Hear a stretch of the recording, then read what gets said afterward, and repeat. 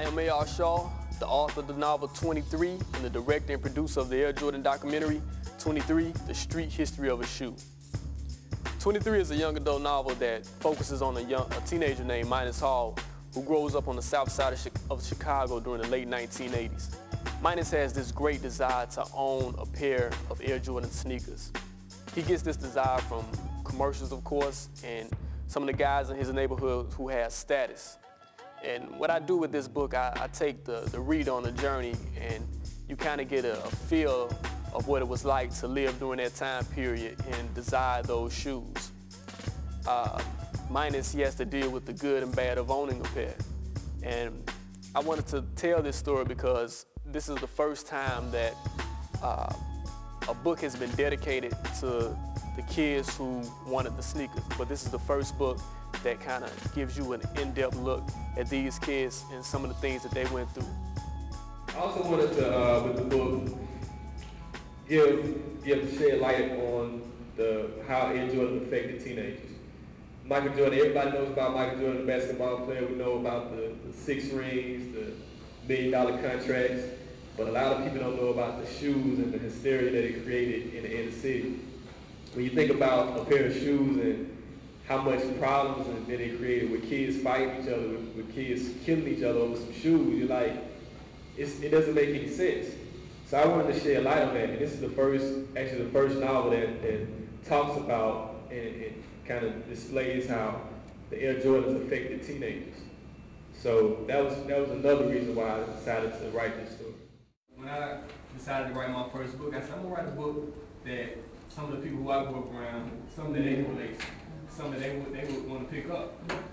And one of the things that kind of related to a lot of people in my generation was Air Jordan sneakers. A lot of people could relate to Air Jordan sneakers. In 1985, I think that was the first year that they came out. Before 1985, it wasn't a sneaker culture. You can buy Chuck Taylor sneakers for $15. Right. You bought the Chuck Taylors and you played basketball with Chuck Taylors. But when the Air Jordans were introduced, they were the first sneaker to retail at $100. And all of a sudden, the sneaker wasn't just for playing basketball, they became like a fashion statement. When you have this fashion statement, sneaker for $100, you had so much conflict in the streets because a lot of the kids who wanted the shoes, they couldn't afford the shoes. So all of a sudden, you had the kids who had the shoes, you had the kids who didn't have them. So you had kids fighting, robbing, and even killing for the shoes. And so with this book, I said I want to examine why all that was happening. Why did the kid feel like he needed to take another kid's shoes? Why did he have this extreme desire to have a pair of tennis shoes? But I had friends who loved them. They would wake up early in the morning, like 6 o'clock in the morning. It's the only time they would wake up at 6 in the morning to get the shoes. Right. They'd be like, I'm getting the shoes in the morning. I got to go to sleep. 6 in the morning. They won't wake up at 6 in the morning to go to school, but they'll wake up at 6 in the morning to stand in line. Right, to get sneakers. To get the shoes, to have them to have them for school the first day. So it kind of intrigued me. I'm very curious about the actions of others. Okay. So it's like an anthropological exploration of others. It is. And so I saw that, and I saw it amongst my friends, people who I grew up around, and I kind of wanted to examine it closer and kind of highlight the criminal acts that were going on with the shoes. So it was just me experiencing life and examining how other people are living to kind of tell the story. 23 was actually introduced to me by one of my coworkers here in Atlanta, Mike Smoke. And I thought that the book was an excellent choice because it talks about our demographic, young men, inner city, something that we know a lot about, which is Jordans, and the merge of the demographic and the product, and what we're all familiar with and we see on the news. So I just thought it was a great opportunity to see the story unfold and to hear the feedback from the young men. I even remember the crimes happening around the shoe, the muggings, and people getting jacked for their shoes. But I always thought it was comical because it didn't seem real. It seemed like stuff that happened to other people. And having it being personalized to a character that I was made to love and enjoy his upbringing from his parents, and to see his demise through it It definitely put a different perspective on it. Does it change my mind on purchasing designer? No. How much I value it? I don't think I was outside of normality in valuing, but it certainly makes me look at other people who value name and designer and how it places an importance on who they are and how it makes them be somebody, like it builds them, it becomes their character. It makes me look at them differently. We've had a fantastic time with the book 23. We had some very intimate moments with the book is what I mostly enjoyed about it, because the kids actually opened up and spoke about the issues, especially the issues that they really are faced with here in society, such as single-parent homes, what Minus had to deal with, as well as his father being a drug dealer, or not necessarily knowing his father, and then how his mother was there to encourage him when he wanted to pursue his career. And especially we really had a feast when they went to the high school. I can't remember the name of the high school offhand, but he went to the high school to pursue his musical talent. How his mother told him that it was perhaps he was the only one who had that opportunity. So if he didn't make it, he still had the opportunity. We had a really good time talking about and reading that book in that aspect. And I just really enjoyed working with the high school students as it related to that, because it was real life issues, and it was issues that they faced with here at the Bridge and the kids that are our society as it is today. The book resonated with me, and it brought me all the way back. I'm 39 years old, and that book brought me all the way back to when I was 15. I'm from Seattle, Washington. It wasn't huge in Seattle to wear a pair of Michael Jordans. We were wearing a Chuck Taylors. We were wearing Pumas. We were wearing everything but a Michael Jordan shoe, because it just wasn't the thing at that time. The book made me go all the way back to when I was young and what we were all doing, trying to wear a pair of Jordan shoes. I knew these are not the best playing basketball shoes ever. Jordan will tell you this shoe is not a shoe to play hoops in. It's a shoe to be fashionable. And I knew times were going to change when Boyz II Men were the first ones to wear patent leathers.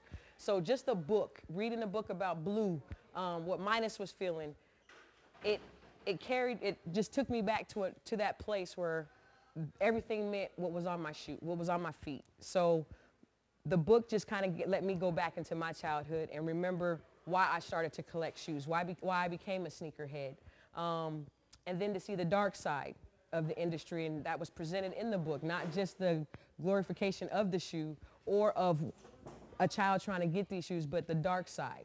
And I appreciated that in the book, because it didn't just show that somebody is just hot over a pair of tennis shoes. It's what this shoe has done to help our economy, what it has done to hinder our economy, what it has done for our youth in the community, how it has changed our youth in the community. Still to this day, kids are talking about, gotta get the next pair of J's. So the book, Jordan 23, hits right on top, right on the head. It's very easy for kids to read. I encourage everybody to read Jordan 23 by A.R. Shaw. With the book comes a DVD, and the DVD is called 23, The Street History of a Shoe. We have sneakerheads, athletes, and just regular people who were touched by the Air Jordan brand. And they talk about how those shoes pretty much affected society and it changed society. And that was basically my whole point. I wanted to show people that the story was bigger than just a novel, that these shoes pretty much affected a lot of people. I have sneakerheads showing off shoes that cost $3,000, $4,000.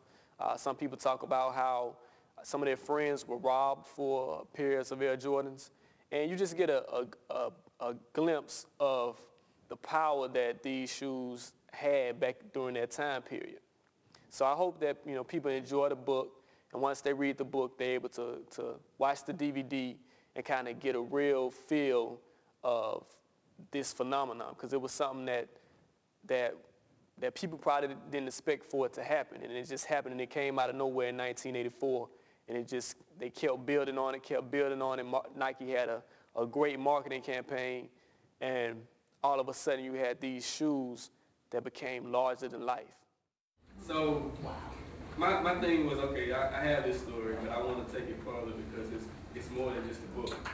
So I wanted to have like a visual companion that goes with the book. And what I did was I got the camera and I just interviewed people. I searched sneakerheads, people who love Jordans, and I got their story about the Air Jordan brand and how it affected them. So this, you know, the book, so, and it's funny, I've sold books, I'm self-published, I'm gonna put that out there. I sold books in Germany, UK, Australia, all across the world. But they're not getting it for the book, they're getting it for the DVD. So, and the DVD comes free with the book. And Amir was careful to say to me, don't watch the movie first. Read the book first, then it'll give you a better appreciation of the documentary. Yeah, I want you to read the book first and then watch the DVD. I wouldn't have cheated. I would have read the book first. I like books, so I would have did that first. Yeah. But I do understand why you need to tell people that. Yeah, so and it, you know, I marketed the DVD. I didn't market the book. So I had clips of the DVD and I blasted that out so people were like, oh, I want to see this Air Jordan DVD, this Air Jordan DVD. So, all right, okay, but you got to buy this book. You buy this book, you get the Air Jordan DVD for free. So that was mine. In closing, I just want everybody to go out. If you haven't purchased the book, it's called 23. And with the book, you get the documentary 23, The Street History of a Shoe for free. It's a companion piece, so you get 2 for 1. You can go to www.23novel.com to check it out.